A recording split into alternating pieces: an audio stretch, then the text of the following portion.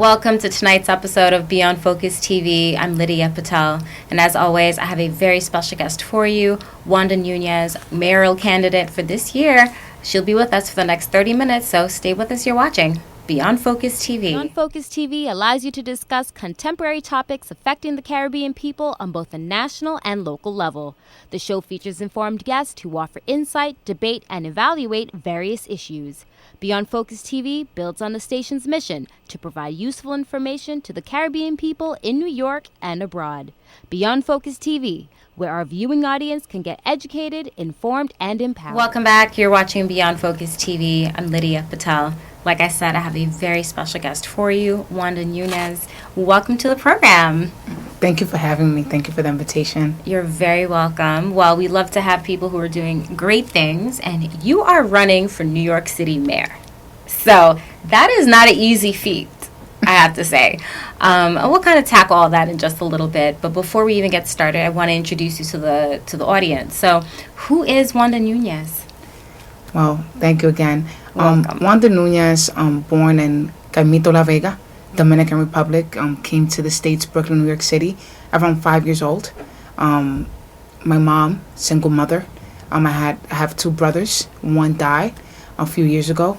And I just love to serve and love my heritage. I'm Dominican once again, which the Latino, Hispanic community, and just love New York City and where it stands at the moment.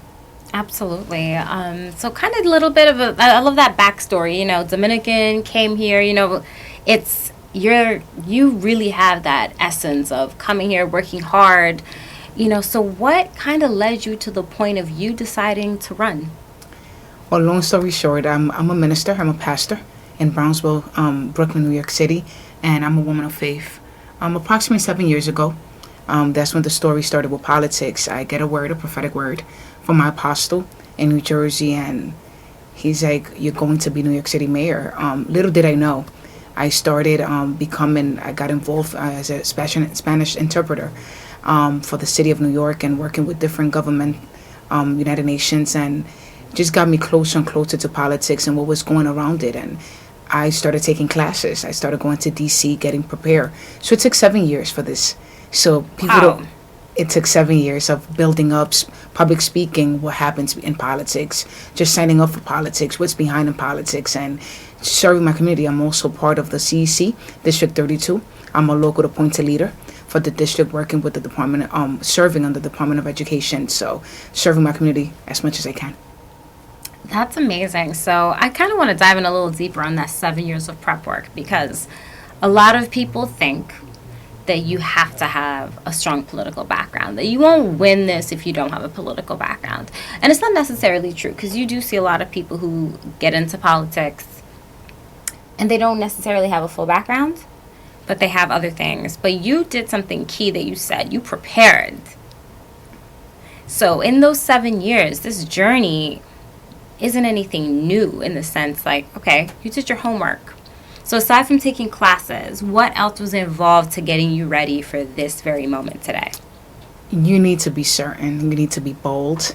A lot happens in politics that people are not ready for. Besides the paperwork, lots of paperwork. But just who you are. You need to have an identity. You need to know why you're doing this. Some people will call you wannabe politician, as you stated.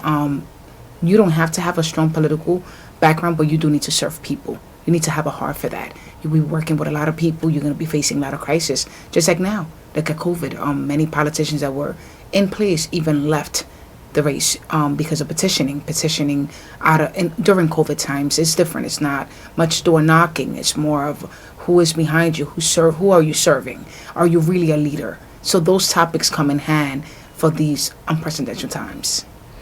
And aside from your ministry on a professional level, what were you doing before the ministry? Once again, I'm a Spanish interpreter. Right. I went to school for psychology. I worked for the Department of Education for 11 years. So I know starting from a teacher assistant all the way to an administrator. So 11 years doing that. Okay, so you were actually in the actual NYC system, so you could speak on that, because that's an important thing that I think people kind of forget about too, is that having a little bit of, when you're good, if you make it to mayor, which God willing, there's certain things that are if you don't have that understanding of how the system works, being a product of public school and what that really means, you have an inside look at what the teachers need, what's broken in the administration. Yes. For sure. Well, going back to the city, I also work for the shelter system. So when it comes to background, there's a lot of that, just even from both sides. Being a New Yorker, for once, I'm a Latina, I'm Hispanic, I'm a legal immigrant, but I know what it means to come here from nothing. You know what it means to start from bottom, not knowing English, in a home that only Spanish is spoken, and then going to public school, and then working in the system, seeing the shelter system. Not only because you never know. In New York City, people know this. You could work every day, and you never know when you end up homeless, right? Many people work, and they are paycheck to paycheck. So it's different, and that's where I come in as why am I running for mayor? Because we need to see people, faces like us, people that really know where they're going. It's like what it means to be a New Yorker, what it means to struggle, what it means to be in a crisis, what it means to be evicted, what it means to be a wife, what it means to be a mother. It's so much in detail, and I have that background. I love it. And the fact that you are currently living in Brownsville and know the community so well, you're not on the Upper East Side. You're not removed from the people. Well, we pastor a church in Brownsville. I live in East New York. Yeah. And we know what happens. We know the violence. Violence needs to go down. The restructuring the Department of Education, it needs to happen. Why? Because every child needs good education. It's the key to growing. It's the key. And once you're in the system and I'm a mom and I have both my kids in public school. So I know. And I fight hard for my child to be in that school. I fight hard for the parents to know what's going on. I mean, being part of the CC, District 32, it helps you a lot to be a voice for those that don't have a voice, and speak up on those that don't feel bold. But as a parent, as a leader, as a person, as a human being part of what it means to be a New Yorker, I believe I stand to be the next mayor. Absolutely. I love that. And it's so true, because you're really bringing different things that are on a certain level that not many people could really say, you know what, I stand for that. I truly know what that means. And we're really going to have everybody at home. We're going to make sure they have all your contact info and all those details, because there's a lot that goes into this race. Yes. I think even myself, that you just don't even fully know what you have to endure to be a part of this. It's a lot to endure, and most important is, many people even ask me, like, how you sign up, how you register, because many people think that being a politician, you need a doctor's degree, you need to have $1.5 million in the bank. You just need a heart. You need to serve the people. You need to know that you're going in to serve people. And now you see a lot of broken families after this crisis with COVID has done a lot of damage to families. People are under depression. People are being evicted. People are financially in crisis. They don't, even how to purchase, go out and purchase food. We need to build the programs for this. And it involves a lot. It really does involve a lot. And I think you are the right person for this, because you'll be able to help. And that's what the community needs. We need people who are actually going to be out there and focus on change. So we'll take a quick break. We'll be right back. You're watching Beyond Focus TV. Stay with us.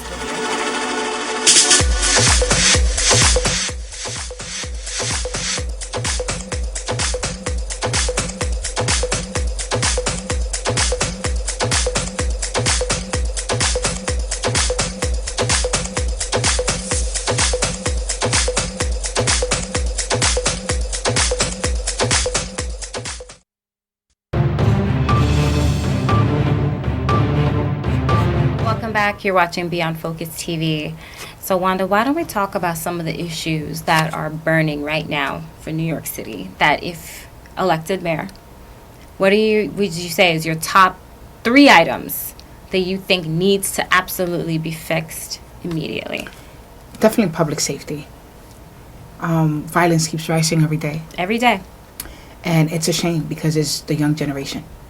It's the young kids that, as I stated prior in another meeting, I said that most of these kids are out in the streets without parents, without fathers, without role models.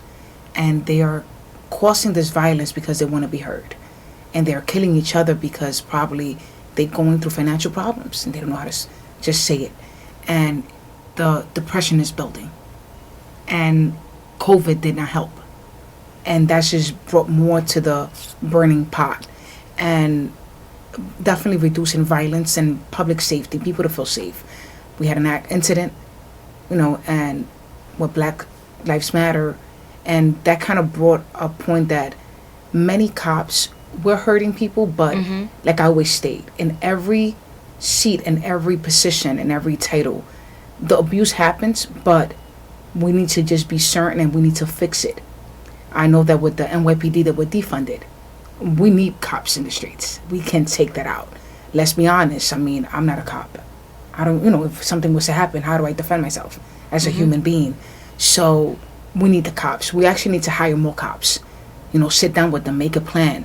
How would it work? Because the people are afraid because of the way they were treated, but we could train them. They're dealing with humans, but we do need public safety to go back up. That will be number one. Number two, restructuring the whole education system. The kids are home. They've been home since March 2020. That's an issue. I have 2 kids. We have to teach them because remote learning, it's not helping. So you don't think they're learning the same way? It's or not. They're not getting the same quality of education? It's a lot of distraction.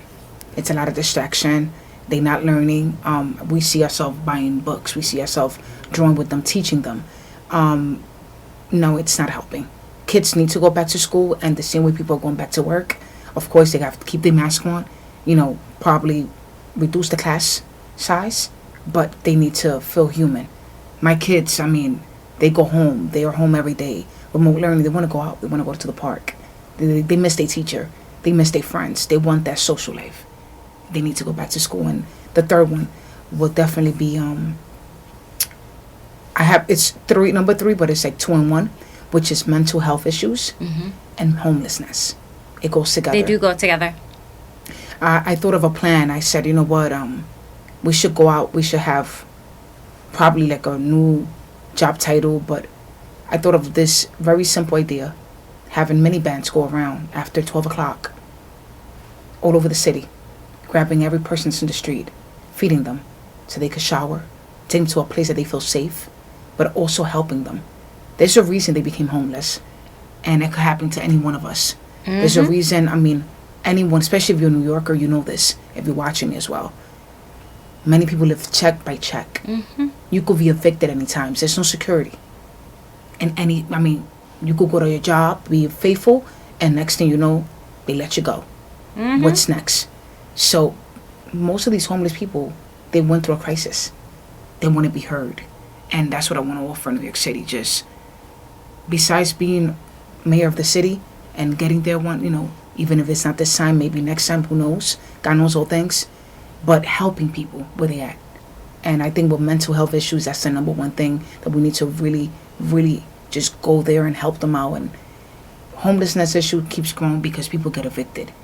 People are losing families. COVID hit them hard with depression. We need to really attack those issues. Absolutely. And those are a great 3.5 that really needs to be addressed, because I think if we tackle those, the city will be in a much different place. Yes. In terms of the police, because you did touch upon the police, how do you think, because it's a fine balance between having the people be a fan, but then, so it's either the people will love you, but then the NYPD is not going to like you, or if the PD is on your side, then it's hard to please everybody. So how do you avoid what our current mayor is experiencing, where it's no secret that the NYPD is not a fan of his? So how would you avoid a similar situation for yourself? As a leader, you will always face opposition. As a leader, you need to make decisions that is best for the whole, and people don't see that. Yes, we have New Yorkers, we have middle class, we have underestimated, we have upper middle class, we have upper class. My doctor spoke to me and she said, you know what, I know you're running, and she said, but I want to tell you this, not everyone in New York City is poor, because I'm not. And that kind of clicked to me, and I said, you're right. She's like, when you're running as a mayor, remember that we all need to be protected. And she's like, I want to feel safe too. So when they defunded the police, she told me, she said, that decision, it hurt me a lot. And I heard her. I said, you're right.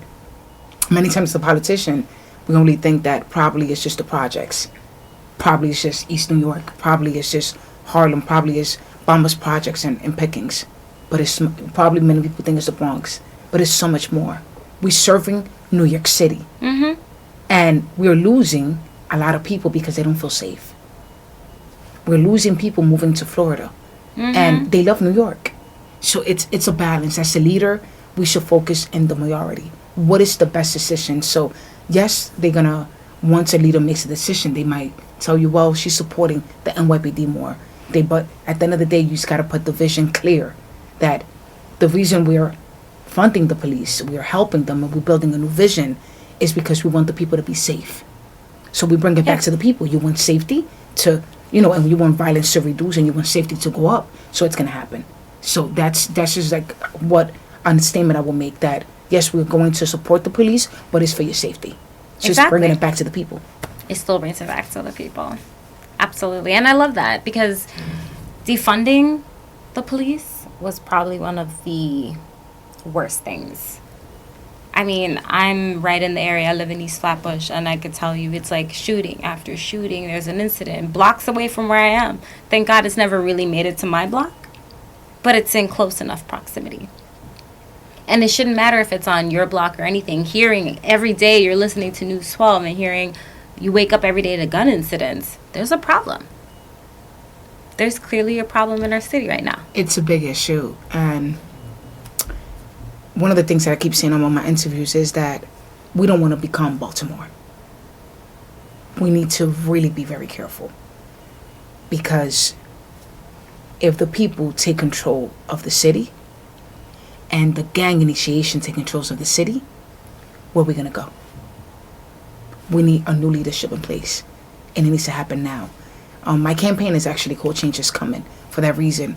More than just because if I win, I'll be the first Latina. I'll be the first Hispanic. I'll be the youngest. And I also will be the first one in place as a mayor in New York City.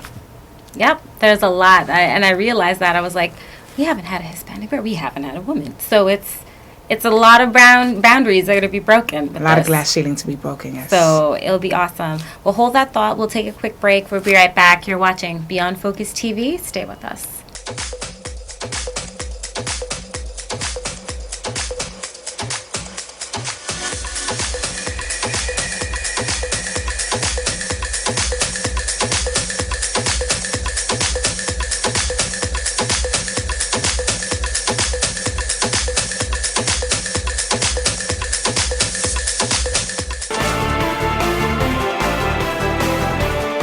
Welcome back. You're watching Beyond Focus TV.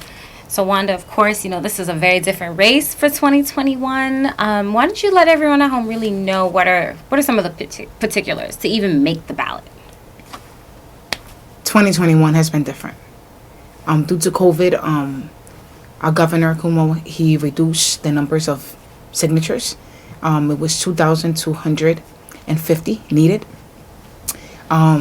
Besides that, door knocking was not your usual. Besides that, this year, the way that it's done, June 22nd for primaries will be ranked voting. So top fives, which means you're able to choose your top fives in the race. And the first one to get the first 50% is the one going into general election. If that does not happen, they will take whoever has the most, move it to the top one. And that's the way that it's going this year. So it's different. Mm-hmm. I know a lot of confusion might happen, but there have been trainings all over the city on Zooms and not in person due to COVID, but it's been different. Definitely. We talked about this offline, but in total, 5 Republicans, 41 Democrats. 41 Democrats, 5 Republicans. That is insane that there's that many people running this year. What message does that send to even someone like yourself who's running? Change is definitely coming. And overall, I believe it's 450 people running for office this year. It's never been seen. And the message that everyone's getting is that people want change. Mm-hmm. We are so over the whole politician person, speaking numbers, speaking statistics, but not really coming for where we come from. Not, it's just they actually forgot where they came from. And we want to, I don't want to forget where I came from. I want to help those that are still there and will be there. So. Absolutely. And that's amazing because you really want to make sure that whoever we put in power, whether it's on a city council level all the way to mayor, is really going to have our interest and really represent. And what's different is city council or your local district is just really for your area. But like you said before, in New York City, you are representing everybody. And it's everyone. So that means from the underserved, the middle class community, the upper, the Hampton, whatever, they're all included. So that's a pretty big feat for you to actually go ahead and try to fill. That and just, one of the things when I started is just even forming that unity. That's something that I've been saying throughout the whole campaign with city council. If you notice, you stated earlier, the mayor now, even with the cops, doesn't have that relationship, even with city council, and that's something that we have to build. If we all are working for the same city, we should come together, and we should work for the best of others, and knowing that we're serving people, and not division, but the same vision, taking New York City forward, because there's a lot of crisis already happening. Absolutely. How do people at home get in contact with you? What's your website, social media, all that good stuff? Well, once again, thank you for watching. They could go to wandanunezformayor.org. They could contact us to changefor2021@gmail.com or wandanunezformayor@gmail.com. That's amazing. And let everybody at home know really, again, why in June when it's the primaries. Because we're encouraging people to come out for the primaries. Don't just wait for the general. Primaries are actually important, It's the most important one, and people don't know that. I told people throughout it was like I was teaching and I was educating, especially a lot of Latinos. Register for the party, but don't look at the party, look at the person. Research them. Research the person you're voting for, what they about, what they've been doing. And primaries are very important. Many people don't come out to primaries. But that's the most because by primaries, that person gets a chance to go over to general election. And they don't know that. Exactly. So what is your final message to everybody at home, to the audience, people watching? What do you want them to leave here today watching you and knowing about Wanda Nunez? Well, who's Wanda Nunez? A human being just like you? Just want to see changes in New York City? A person that wants to help others? A person that's a wife, a mom? I'm a pastor. I know what it means to come from a broken home. I know what it means to come from nothing. I know what it means to work hard every day. And that's what I'm going to offer New York City. A change. I'm going to offer a person that knows and where to reach them. I even told myself, once I make it, I will be in the streets, not at City Hall all the time. I will go to those neighborhoods, thank those people that voted for me, and just be there, a person that they could count on throughout the whole time as a mayor of New York City. Absolutely. And that's amazing. On a little bit of a fun note, what would you say is your favorite part of New York City? You love it here. This is your home. This is where you're trying to make a change. So what's your fondest memory of here, if you could take it back to a certain time of New York? Definitely public schools. In public school, I had great teachers.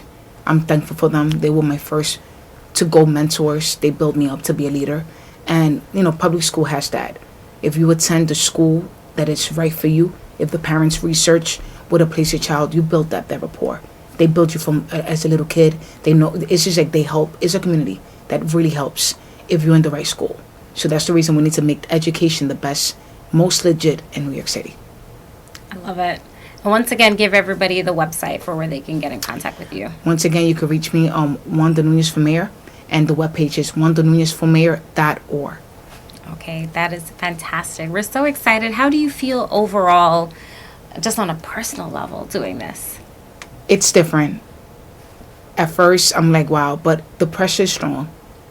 It is a lot of oppression. It is a lot of persecution. It's different. It feels different, but you always remember why you started, which is the people, because you want to help them, you want to serve them, and because you want this change to come and to happen. So that's what keeps me going every day. Like, you know what? I'm that voice that wants to help New York City just get better. For sure. Anybody you want to say a special thank you to? Thank you to my teachers. Thank you to the voters. Thank you for those that sign up petition. Thank you for the supporting, for my team. Thank you. So thankful. That is fantastic. And it's going to be a great couple of months. You know, things are coming in quickly. Yes. Things are moving along. And then before you know it will be June. And what's June the 22nd. What is the official number of people who can make the ballot? Doesn't matter. Oh, they could have it unlimited. This year's going to be long. This year's different. This year's different. Change is coming. It's going to be at the ballot. Get ready. It might be a few people there, a lot of people there. Well, we're looking forward to seeing your name. Yes. Wanda Nunez, thank you so much. Thank you for allowing me in for the invitation. You're very welcome. And as always, if you have any questions or comments, you can send us an email at info@beyondfocusmedia.com. I'm your host, Lydia Patel. Thank you so much for joining us. And we'll be back again next week. Same time, same place. You're watching Beyond Focus TV. Stay with us. Beyond Focus TV show wants and needs your feedback. Did we blunder? Please let us know so we can improve. Was the show helpful to you? Drop us a note so we can share the success with our staff members. Is there something you think we could do better? We welcome new ideas and new approaches to old ideas. Do you have a great suggestion? Let us know and we'll work on it. If you would like to share your comments anonymously, please send us an email at info@beyondfocusmedia.com. If you want to get in touch with the executive producer directly, send him an email at gene@beyondfocusmedia.com. We really look forward to hearing from you.